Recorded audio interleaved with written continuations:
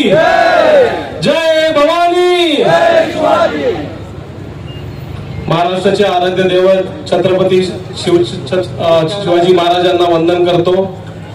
हिंदुहृदय सम्राट बाळासाहेब ठाकरे, पक्षप्रमुख उद्धव साहेब ठाकरे, युवा सेना आदित्य ठाकरे, इथे उपस्थित आमचे नेतेगण, उपनेते उदय बंधू पाटील साहेब, केतन काका, आमचे उत्तम भाऊ पाटील, उत्तम भाऊ पिंपळे, काँग्रेस पक्षाचे जिल्हा प्रमुख प्रफुल्ल पाटीलजी, राष्ट्रवादीचे गावड साहेब, सीपीएमचे आमचे नेते सत्यम ठाकूरजी, आमचे शिरीष साहेब व इतर आमचे घटक पक्ष, भूमिसेनाचे नीताताई, इतर संघटनेचे सर्व पदाधिकारी व सन्माननीय व्यासपीठ व समोर बसलेले माझे शिवसैनिक मित्रमंडळ, महिला वर्ग, सर्वांचा मी आभार व्यक्त करतो की मोठ्या संख्येने तुम्ही आज उद्धव साहेबांना ऐकण्यासाठी इथे उपस्थित झाले आहेत व खऱ्या अर्थाने असं वाटतंय की एवढी ताकद या विधानसभेमध्ये आपल्या उद्धव साहेबांची आहे आणि मोठ्या संख्येने तुम्ही उपस्थित राहिलेत। गेल्या 10 वर्षापासून मी या भागात काम करत आलो आहे। एक डॉक्टर या नात्याने माझी सेवा विविध भागात मी देत आलो आहे। पक्षप्रमुखांचा आदेश होता कोविड काळामध्ये की कुटुंब प्रमुखासारखं तुम्ही या शहराला तुम्ही सांभाळा। जेव्हा कोविडमध्ये इथे एवढी मोठी संख्या लोकसंख्या असताना फक्त 25 बेडचं टीमा हॉस्पिटल इथे होतं। 50,000च्या वरती इथे लोकसंख्या आहे बोईसर शहरात, तरी पण फक्त 25 बेडचं हॉस्पिटल। लोक इथे कोविड काळात मरत होती, लोकांना बेड उपलब्ध नव्हता आणि त्रासलेले होते। त्या काळात आम्ही इथे, माझा ऑफिस बाजूलाच आहे, तेव्हा मी माझा कोविड कॅम्प इथे सुरू केलं व लोकांना आमचे डॉक्टर मित्र पीपी किट घालून इथे मोफत टेस्टिंग, लोकांना बेड उपलब्ध करून देण्यासाठी सगळी सुविधा पुरवली। बराच वेळा वॅक्सिनेशन लहान मुलांना इथे पालघर जिल्ह्यात उपलब्ध होत नव्हतं, तेव्हा आम्ही स्वतः 8,000 मुलांना वॅक्सिन विकत घेऊन विविध शाळेत जाऊन ते वॅक्सिनेशन दिलेलं आहे। बराचसा आदिवासी भाग आहे, पालघर जिल्हा हा आदिवासी बहुल जिल्हा आहे व आपले जेवढे सरपंच आहेत त्यांना शासकीय योजनांची माहिती ही व्यवस्थितपणे समजून घेण्याची गरज आहे। जर त्यांच्या लक्षात आलं तरच ते लोकांचं भलं करू शकतात। ही गोष्ट लक्षात येताच आम्ही बऱ्याचशा ग्रामपंचायतमध्ये सरपंच, उपसरपंच व सदस्यांची ट्रेनिंग प्रोग्राम घेतले व जेवढे शासनाच्या योजना आहेत त्यांच्यापर्यंत पोहोचवण्याचा प्रयत्न केला व त्यांच्या माध्यमातून लोकांचा विकास घडवण्याचा प्रयत्न केला। आमच्याकडून जेवढं काय करता आलं त्या या 10 वर्षात मी माझं काम करत आलोय आणि मी उद्धव साहेबांचं फार आभारी आहे की त्यांनी मला ही संधी 10 वर्षानंतर माझं काम बघून मला पहिल्यांदा दिली आहे आणि माझी अपेक्षा आहे की लोकही मला ही संधी यावेळेस विधानसभेत देतील आणि एक संधी देऊन मला निवडून विधानसभेला पाठवतील, म्हणजे मी तुमचं अजून 5 वर्ष चांगल्या पद्धतीने सेवा करता येईल। बोईसर शहरामध्ये आपण बघता विविध समस्या आहेत। सर्वात एशिया खंडाची सर्वात मोठी MIDC इथे आहे, 2000 फॅक्टरी आहेत आणि पूर्ण जिल्हाभरातून इथे लेबर लोक इथे काम करायला येतात। पण गेल्या 15 वर्षात ज्यांना तुम्ही सत्ता दिली त्यांनी आजपर्यंत लेबर लोकांसाठी कधीच विचार केला नाही। त्या लेबर लोकांसाठी एक साधा ESS हॉस्पिटल उभारणं गरजेचं होतं। फॅक्टऱ्या लाखो करोडोमध्ये टॅक्स भरतात,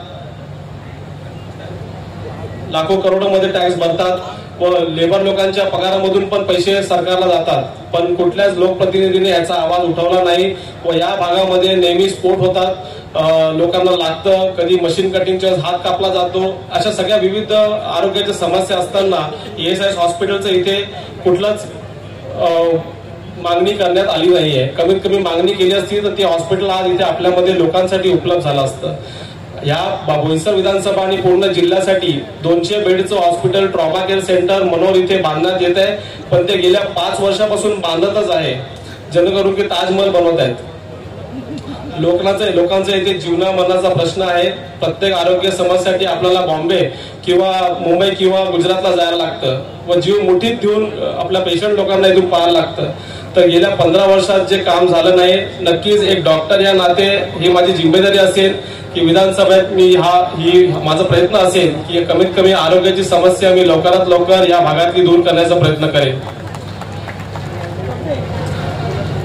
बोईसर शहरची वस्ती वाढत चाललेली आहे, लोकसंख्या वाढत चाललेली आहे व त्यांच्या ज्या समस्या आहेत त्यासाठी ग्रामपंचायत अपुरी पडते आहे आता त्यांचा निधी प्रत्येक ग्रामपंचायत, बोईसर म्हणा, सरवली म्हणा, इतर ग्रामपंचायत म्हणा, त्यांच्या निधीमध्ये बोईसरकरांची कुठलीही सुविधा उपलब्ध करू शकत नाही हे या लोकप्रतिनिधींच्या लक्षात यायला पाहिजे होते. पण 15 वर्ष कुठलीही सुविधा किंवा कुठलीही मागणी त्यांनी केली नाहीये.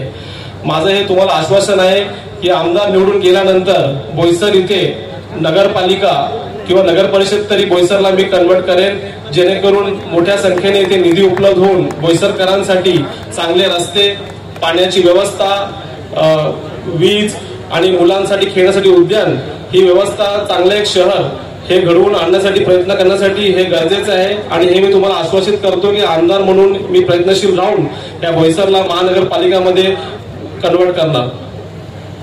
आपल्या इथे या ग्राउंडच्या समोरच आपण बघतायत, इथे बराचसा मोठा डम्पिंग ग्राउंड आहे. कचऱ्याचा निवारण ह्या शहरात होत नाही. इथे शहराच्या मधोमध कचरा डंप केला जातो. कुठली शासकीय लोक या समस्येला सोडवण्याचा प्रयत्न करत नाही आहे.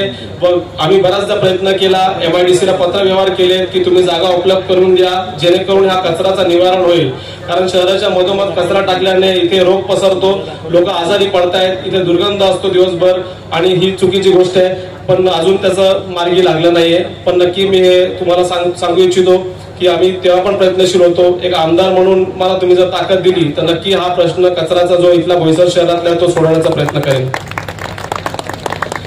बोईसर शहरामध्ये लोकांची इतर समस्या पण आहे. रोजगारचा फार मोठा प्रश्न आहे. टॅक्स BRC मध्ये जे लोकांचे भरती होतात ते मुंबईहून भरती होतात, व डायरेक्टली सेंट्रल गव्हर्नमेंटचे लोक इथे येऊन बोईसर शहरामध्ये त्यांचा समावेश होतो. इथल्या स्थानिक भूमिपुत्रांना कधीच ते इंटरव्ह्यूचं कळत पण नाही की इथे इंटरव्ह्यू लागले आहेत. आता येणाऱ्या काळामध्ये बरेचसे इंटरव्ह्यू झाले, ते मुंबईला झाले आणि बाहेरच्या लोक भरती होऊन इथे पालघर जिल्ह्यामध्ये नोकऱ्या घेत आहेत. तर माझा हे प्रयत्न असेल आणि उद्धवजी आता येत आहेत त्यांना मी निवेदन पण देईन आणि नक्कीच प्रयत्नशील राहीन की त्यांची जी इंटरव्ह्यू आहे, त्यांचे जे नोकर भरती आहेत ते ह्या जिल्ह्यातच इथे स्थानिक भूमिपुत्रांसाठी केलं जायला पाहिजे, जेणेकरून त्यांना प्राधान्य देऊन त्यांना नोकऱ्या भेटल्या पाहिजे. शिक्षणाचा फार मोठा प्रश्न आहे. आपल्या बोईसर शहर जरी एवढा मोठा असेल आणि थोडंसं डेव्हलप वाटतोय, पण त्याच्यामध्ये 10वी पर्यंत चांगल्या शाळाची व्यवस्था आहे. पुढे चांगले कॉलेज आणि पुढे उच्च शिक्षणासाठी मेडिकल कॉलेज म्हणा, इंजिनिअरिंग कॉलेज म्हणा, त्याचा फार अभाव आहे. 1-2 कॉलेज असतील आणि लोकसंख्या एवढी वाढलेली आहे. नक्कीच आम्ही प्रयत्नशील आहे. मागच्या काही महिन्या पहिलेच मी कलेक्टरला लेटर दिलं होतं की इथे मोठं एक विद्यापीठ उभं करणं गरजेचं आहे. पालघर जिल्ह्याला एक स्वतंत्र विद्यापीठची गरज आहे. एवढा मोठा नवीन जिल्हा झालाय पण कुठल्याही विद्यापीठची व्यवस्था इथे झाली नाहीये. तर जर मी आमदार निवडून आलो तर नक्कीच पालघर जिल्ह्यामध्ये स्वतंत्र पालघरचं विद्यापीठ उभारेन, हे तुम्हाला मी आश्वासित करतो. बोईसर विधानसभा हा भाग बोईसर शहर सोडून इतर ग्रामीण पट्ट्यात आपण जर गेलो तर तिथे शेतकऱ्यांच्या बऱ्याचशा समस्या आहेत.